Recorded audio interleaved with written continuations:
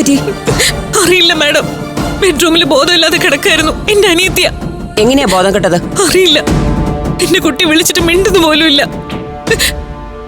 നിങ്ങളെ ഹോട്ടലിലേക്ക് കയറ്റിക്കോ, നമുക്ക് ആശുപത്രിയിലേക്ക് കൊണ്ടുപോവാം.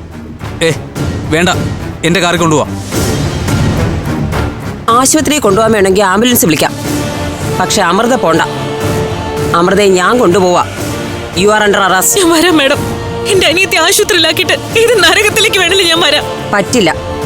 ആശുപത്രിയിലാക്കാൻ ഇവരെല്ലാരും ഉണ്ട്. പോലീസിനെ വെട്ടിച്ച് നടന്ന നിന്നെ ഇനി ഞാൻ കൈവിട്ട് കളയില്ല. എന്നെ അറസ്റ്റ് ചെയ്തോ, പക്ഷെ ആശുപത്രിയിൽ എനിക്ക് പോണം. എന്റെ അനിയത്തി ജോലി ചെയ്യുന്ന ഹോസ്പിറ്റലിൽ തന്നെ കൊണ്ടുപോകണം. താൻ കൊണ്ടുപോവോ? ഞാൻ കൊണ്ടുപോവാം. ഇവര് പറഞ്ഞ ഹോസ്പിറ്റലിൽ തന്നെ കൊണ്ടുപോകണം. ശരി, കൊണ്ടുപോവാം. കൂടെ ആര് പോവും? എനിക്ക് പോണം മാഡം. ഇവളെ പിടിച്ച് വണ്ടി കയറ്റണം. മാഡം, ഇങ്ങോട്ട് വാടി. എനിക്ക് പോണെന്ന് ഞാൻ പറഞ്ഞില്ലേ? നീ പോണ്ട. എനിക്ക് പോണം. വിട്.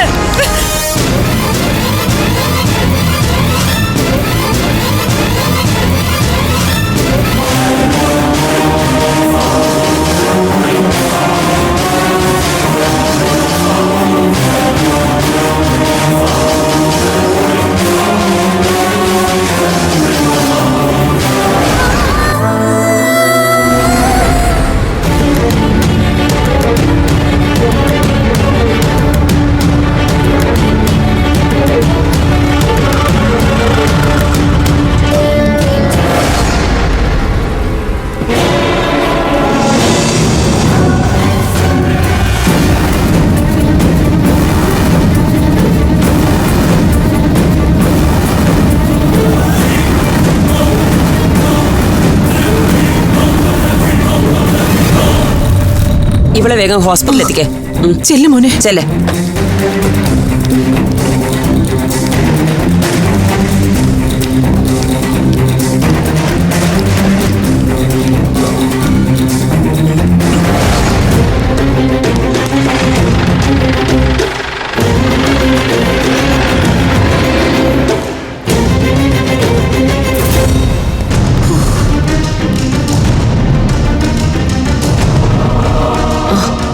പോലീസ് പോയില്ലേ, ഇനി ഇവളെ പയ്യെ കൊണ്ടുപോയാലും മതി. തീരുന്നെങ്കിൽ അങ്ങ് തീരട്ടെ, ശല്യം അങ്ങ് ഒഴിവാകുമല്ലോ. മര്യാദയ്ക്ക് ഈ പെങ്കുച്ചിനെ ആശുപത്രി കൊണ്ടുവയ്ക്കോ, ഇല്ലെങ്കിൽ വണ്ടിയിൽ നിന്ന് ജാക്കിയിൽ വരെടുക്കും ഞാൻ.